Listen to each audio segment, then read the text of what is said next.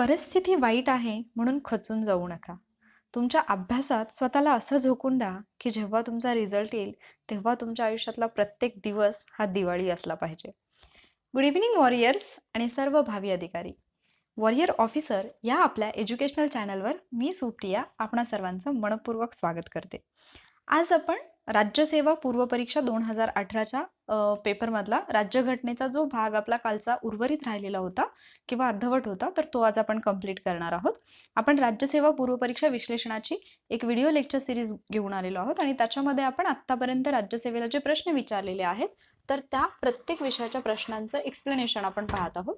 काल आपण राज्यघटनेचे काही प्रश्न पाहिले होते.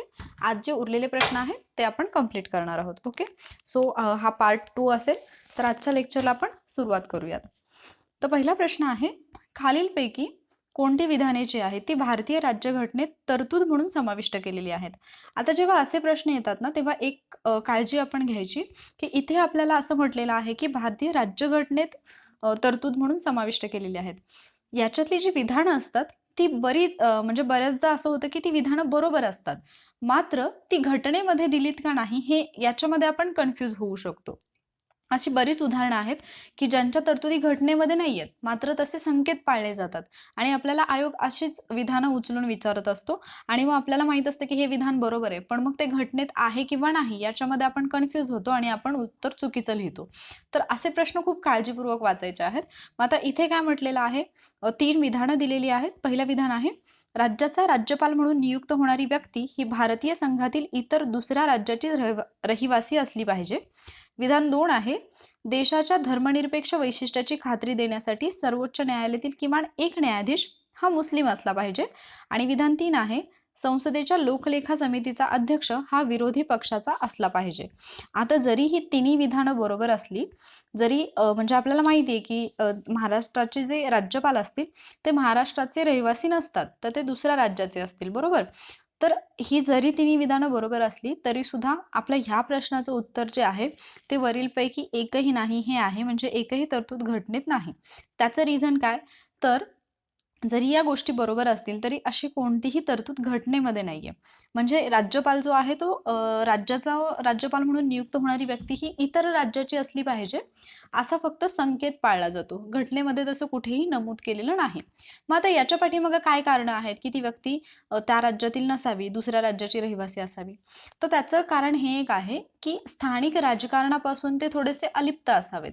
म्हणजे ज्यावेळेला कुठला निर्णय घ्यायचा असेल, लोकहिताच्या दृष्टीने एखादा निर्णय घ्यायचा असेल, तर मुख्यमंत्री आणि राज्यपाल यांच्यामध्ये वादविवाद होऊ नयेत किंवा ती सिच्युएशन जी आहे ती क्रिटिकल बनू नये. त्यामुळे राज्यपाल जे असतात ते साधारणतः दुसऱ्या राज्याचे असतात आणि हा एक संकेत पाळला जातो. ओके, त्यानंतर विधान बी आहे, देशाच्या धर्मनिरपेक्ष वैशिष्ट्याची खात्री देण्यासाठी सर्वोच्च न्यायालयातील किमान एक न्यायाधीश हा मुस्लिम असला पाहिजे. तर अशी ही कोणतीही तरतूद घटनेत नाही किंवा असं कोणतंही बंधन नाहीये. आणि विधान 3 आहे, संसदेच्या लोकलेखा समितीचा अध्यक्ष हा विरोधी पक्षाचा असला पाहिजे. आता ज्यावेळेला लोकलेखा समितीची स्थापना झाली तर तेव्हापासून अध्यक्ष जो होता तो विरोधी पक्षाचा नव्हता, मात्र 1967 पासून लोकलेखा समितीचा अध्यक्ष हा विरोधी पक्षाचा नेता बनायला लागला आणि तो संकेत पाळला गेला. म्हणजे तिथे सुद्धा अशी कोणतीही तरतूद घटनेमध्ये नाही की लोकलेखा समितीचा अध्यक्ष जो असेल तो विरोधी पक्षाचा असला पाहिजे, अशी कोणतीही तरतूद घटनेत नाही. मग आता अशा काही गोष्टी आहेत, जसं मी महान्यायवादी आणि महाधिवक्ताबद्दल तुम्हाला सांगितलं होतं की त्यांची नियुक्ती जी आहे किंवा नेमणूक जी आहे ते राष्ट्रपती करतात. म्हणजे महान्यायवादीची नेमणूक राष्ट्रपती करतात, पण ते करताना ते काय करतात, मंत्रिमंडळाचा सल्ला घेतात. मग आता मंत्रिमंडळाच्या सल्ल्याने महान्यायवादीची नियुक्ती झालेली असते. मग जेव्हा त्यांना पदावरून दूर करायचं असतं किंवा जर मंत्रिमंडळाने राजीनामा दिला तर महान्यायवादी काय करतात, ते स्वतःचा राजीनामा देतात. का देतात, कारण त्यांची नियुक्ती किंवा नेमणूक ही मंत्रिमंडळाच्या सल्ल्यानुसार झालेली असते. त्यामुळे मग ते काय करतात, म्हणजे एक संकेत पाळला जातो की मंत्रिमंडळ गेलं किंवा बरखास्त झालं तर महान्यायवादी स्वतःहून स्वतःचा राजीनामा देऊन टाकतात. पण तसं कोणतंही बंधन त्यांच्यावरती नाही किंवा तशी कोणतीही तरतूद घटनेमध्ये नाही. त्यामुळे जेव्हा प्रश्न येईल त्यावेळेला या गोष्टी अगदी काळजीपूर्वक वाचायच्या आहेत. आणखी एक उदाहरण आहे, मार्गदर्शक तत्वांचं आपण जे वर्गीकरण पाहतो, म्हणजे काही समाजवादी आहेत, काही गांधीवादी आहेत, काही उदारमतवादी आहेत. तर हे जे विभाजन आहे मार्गदर्शक तत्वांचं हे घटनेमध्ये दिलेलं नाहीये. आपल्या अभ्यासाच्या सोयीसाठी काही तज्ज्ञांनी तसं ते वर्गीकरण केलेलं आहे किंवा तसं त्यांनी ते मांडलेलं आहे. पण राज्यघटनेत असं कोणत्याही प्रकारचं वर्गीकरण दिलेलं नाही. मग असा प्रश्न जरी आला, की खालीलपैकी कोणतं मार्गदर्शक तत्व हे घटनेतल्या तरतुदीनुसार या गटामध्ये जातं, गांधीवादी गटामध्ये वगैरे, आणि मग खाली ऑप्शन असतील आणि चौथा पर्याय असेल यापैकी नाही, तर त्याचं उत्तर यापैकी नाही हेच येईल.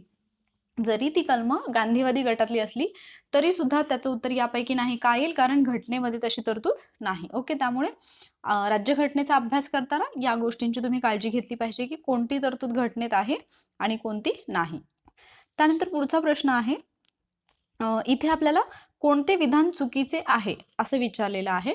एकूण 4 विधानं दिलेली आहेत आणि त्यापैकी अयोग्य असणारी विधानं आपल्याला शोधायची आहेत. विधान 1 आहे, लोकसभेत अविश्वास ठराव कोणत्या कारणांवर आधारित आहे हे स्पष्ट करावे लागते.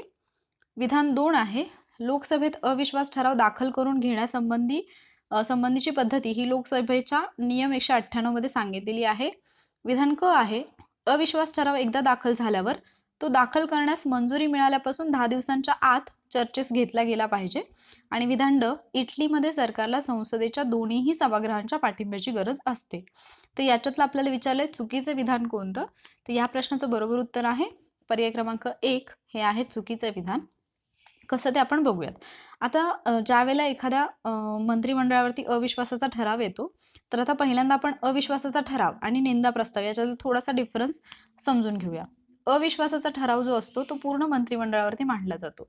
आता हा का मांडला जातो, किंवा ह्याची पद्धती काय आहे, किंवा इथे कारणे देण्याची आवश्यकता आहे किंवा नाही, तर हे आपण थोडंसं थोडक्यात पाहूया. अविश्वास ठराव जो आहे तो जर मांडायचा असेल तर त्याच्यासाठी कारणे देण्याची आवश्यकता नसते. ओके, मात्र निंदा प्रस्ताव जर मांडायचा असेल तर कारणे द्यावी लागतात.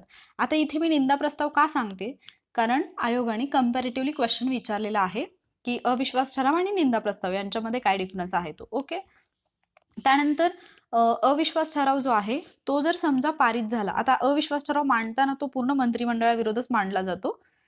तो काही फक्त वैयक्तिक मंत्र्याविरुद्ध मांडला जात नाही, पूर्ण मंत्रिमंडळाविरुद्ध मांडला जातो.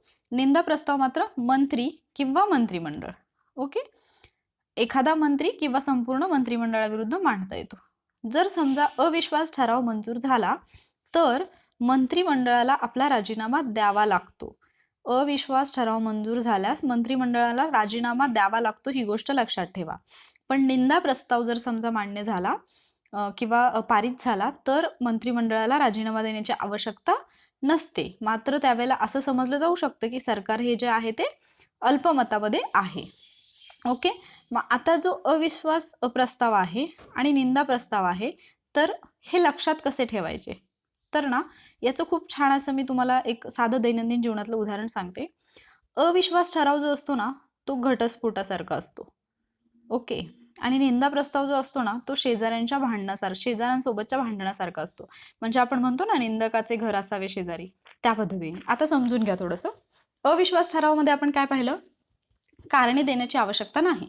समजा नवरा बायकोमध्ये भांडण झालं, पती पत्नीमध्ये भांडण झालं, तर तिथे त्यांना म्हणजे स्पेसिफिक असं कारण देण्याची आवश्यकता नाही की आमचं भांडण का झालं, आम्हाला घटस्फोट का घ्यायचा आहे, म्हणजे त्यांना न्यायालयामध्ये द्यावं लागेल.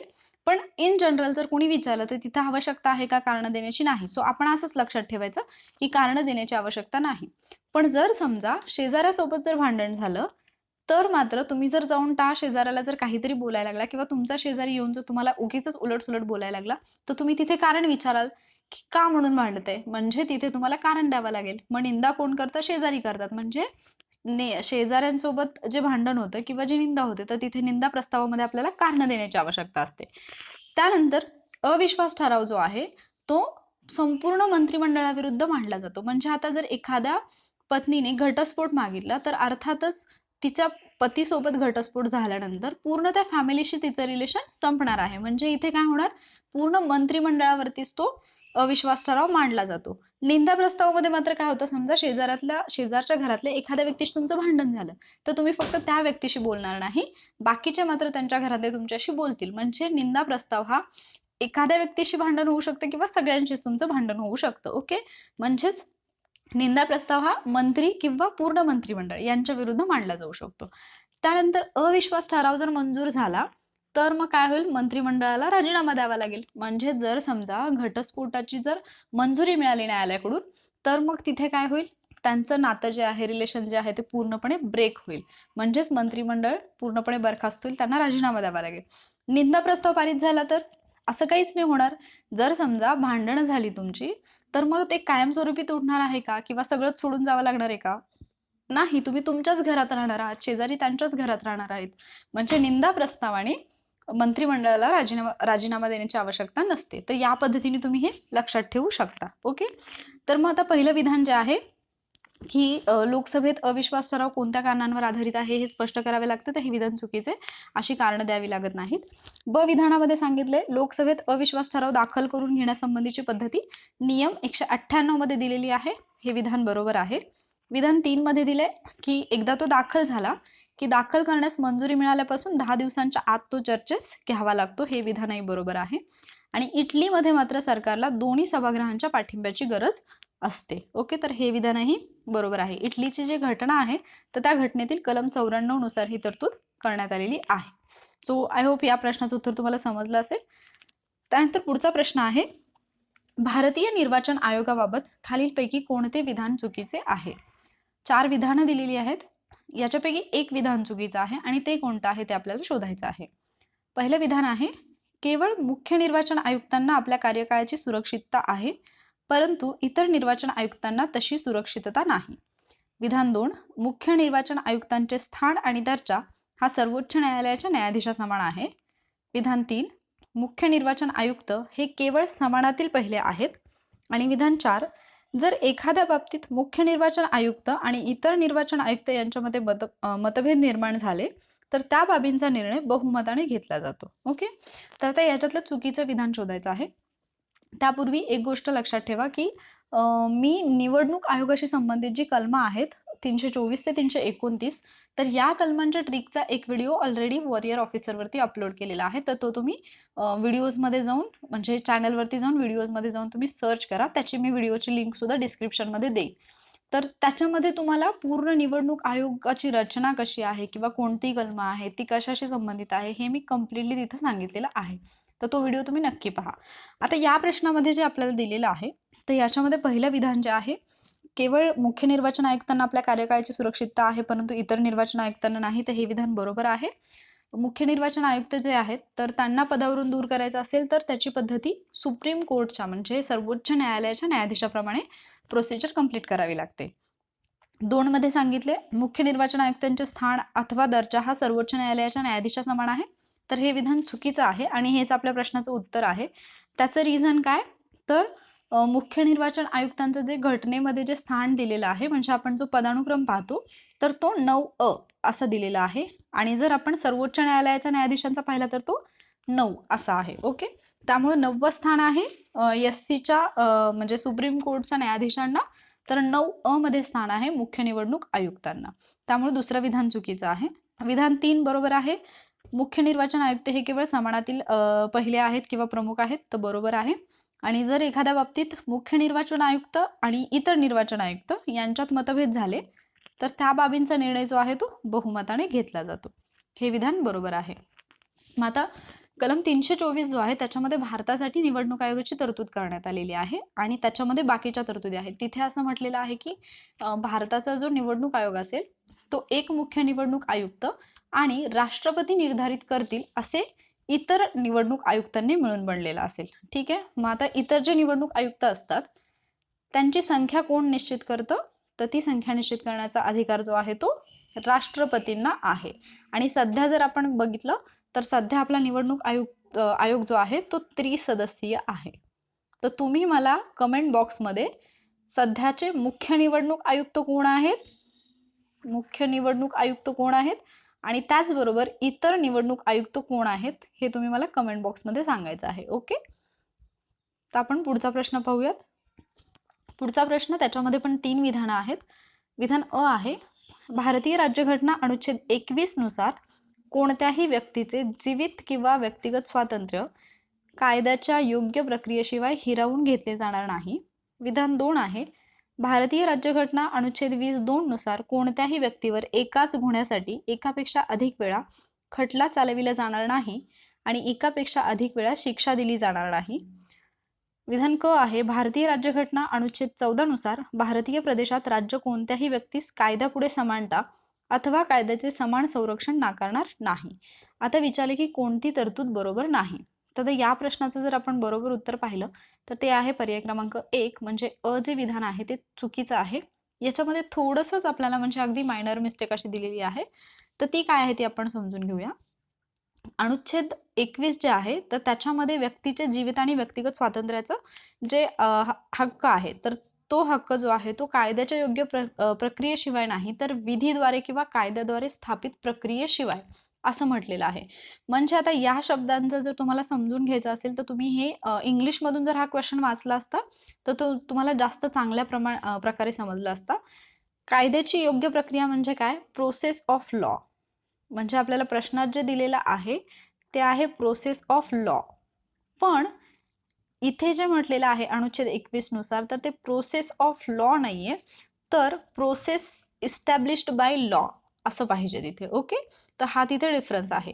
विधान बी मध्ये आपल्याला काय दिले? 20(2) नुसार कोणत्याही व्यक्तीवर एकाच गुन्ह्यासाठी एकापेक्षा अधिक वेळा खटला चालवला जाणार नाही. तर हे बरोबर आहे. घटनेचं कलम 20 जे आहे ते आपल्याला काय सांगतं? तर अपराधांच्या दोषसिद्धीबाबत संरक्षण.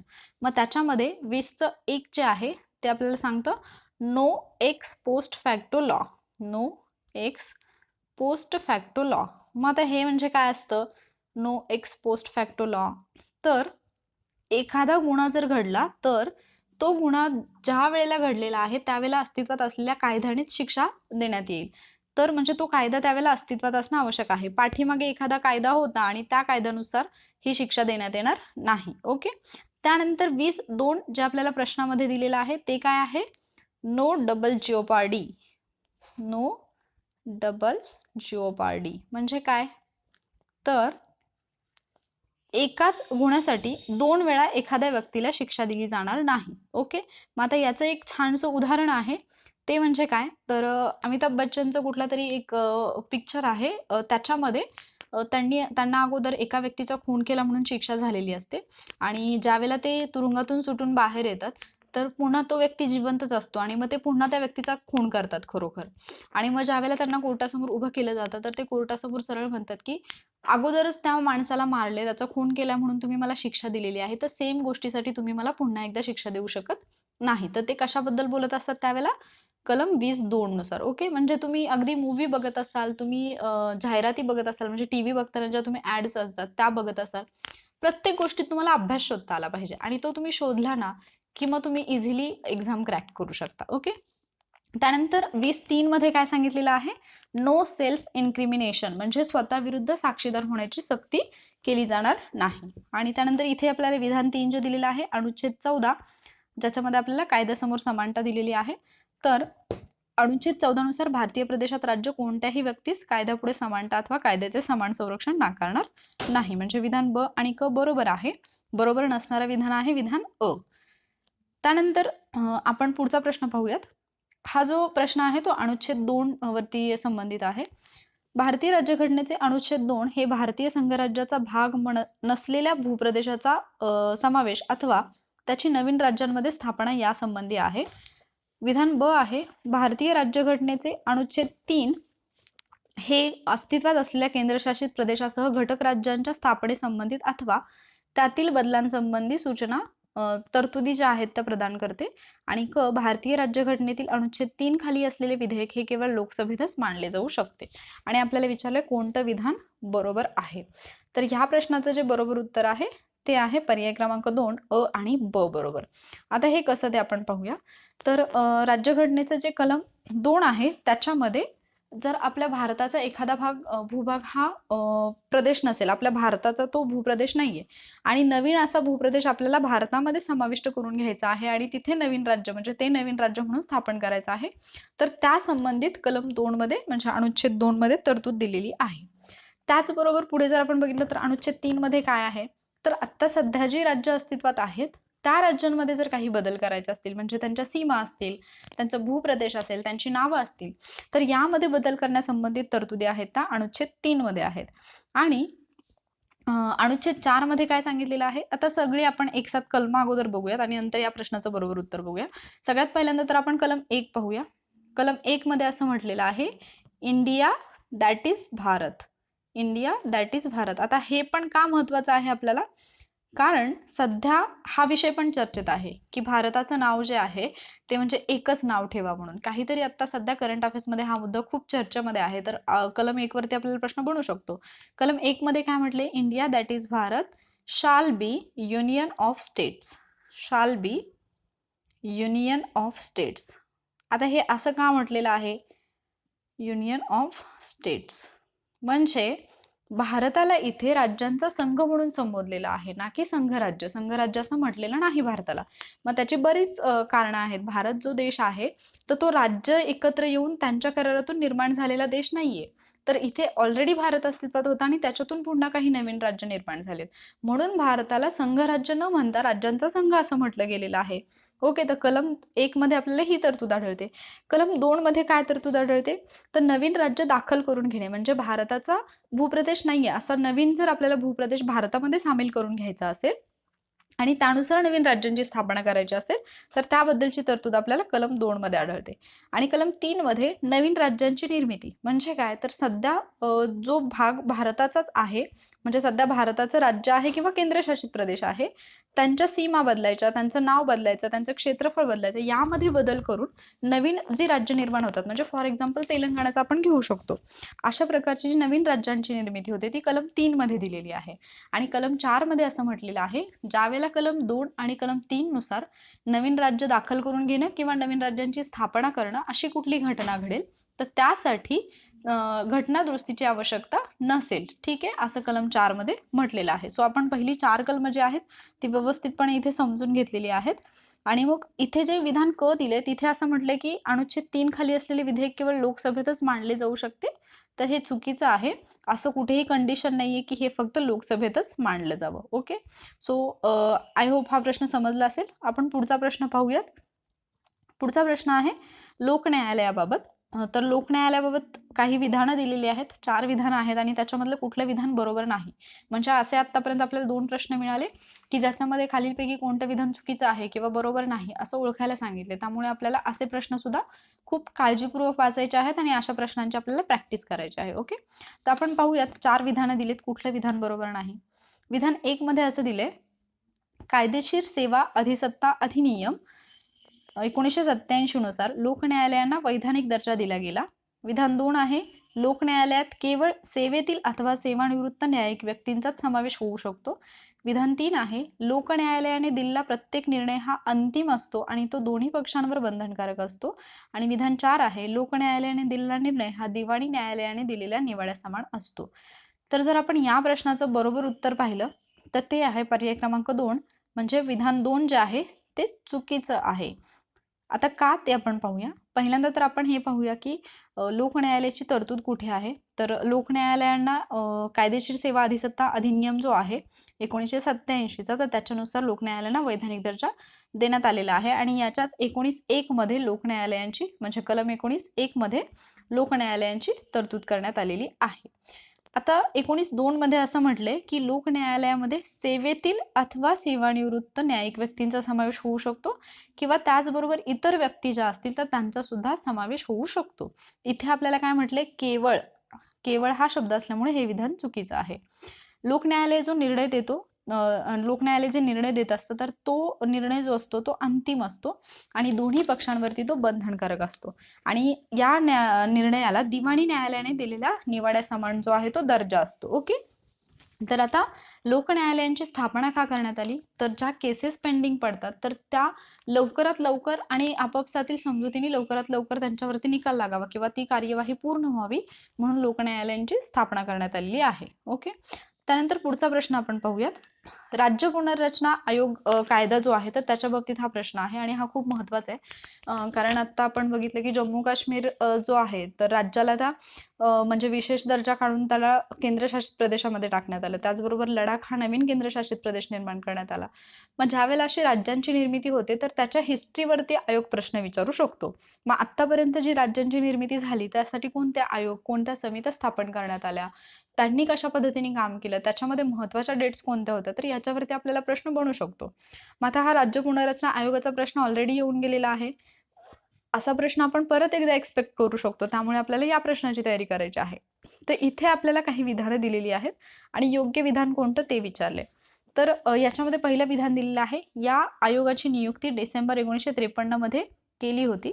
विधान 2, प्रमुखपदी म्हणजे आयोगाचे जे प्रमुख होते अध्यक्ष ते होते फाजल अली आणि आयोगाचे अन्य 2 सदस्य HV कामत आणि गोविंद वल्लभ पंत हे होते.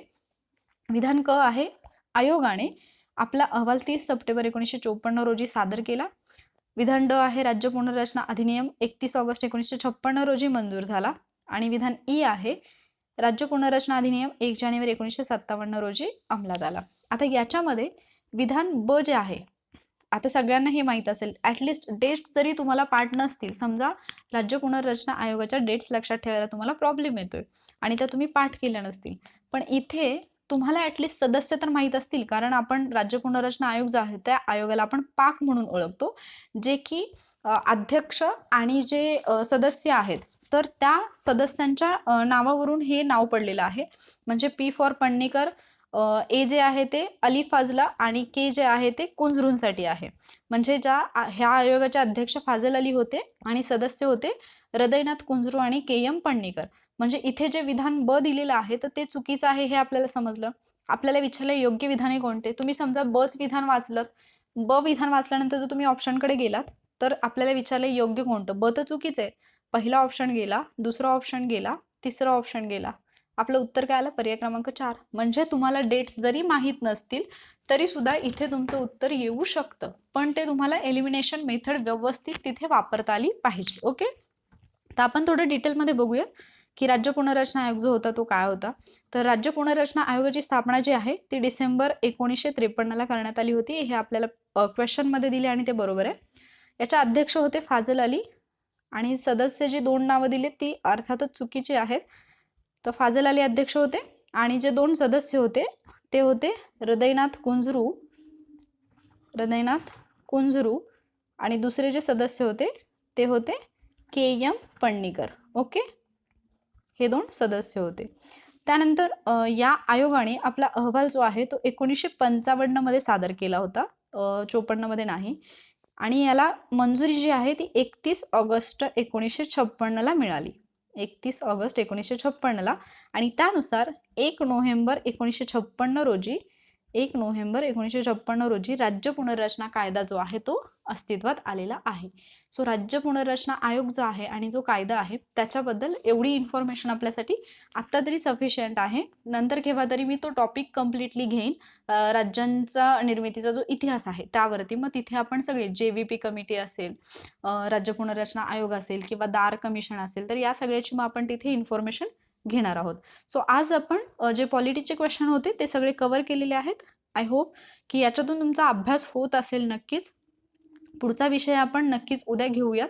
तर तुमचे जर काही डाऊट्स असतील तर ते तुम्ही कमेंट बॉक्समध्ये तसं मेन्शन करा. जर तुम्हाला व्हिडिओ आवडला असेल तर व्हिडिओला लाईक करायला विसरू नका. त्याचबरोबर हे तुमच्या फ्रेंड्ससोबत जास्तीत जास्त शेअर करा आणि वॉरियर ऑफिसर या परिवाराचा हिस्सा होण्यासाठी वॉरियर ऑफिसर या आपल्या यूट्यूब चॅनलला सबस्क्राईब करा. त्याचबरोबर तुम्ही वॉरियर ऑफिसर PSI या लिंकवरती जाऊन किंवा वॉरियर ऑफिसर असं टेलिग्रामला सर्च करून आपल्या वॉरियर ऑफिसर या ग्रुपला सुद्धा जॉईन होऊ शकता.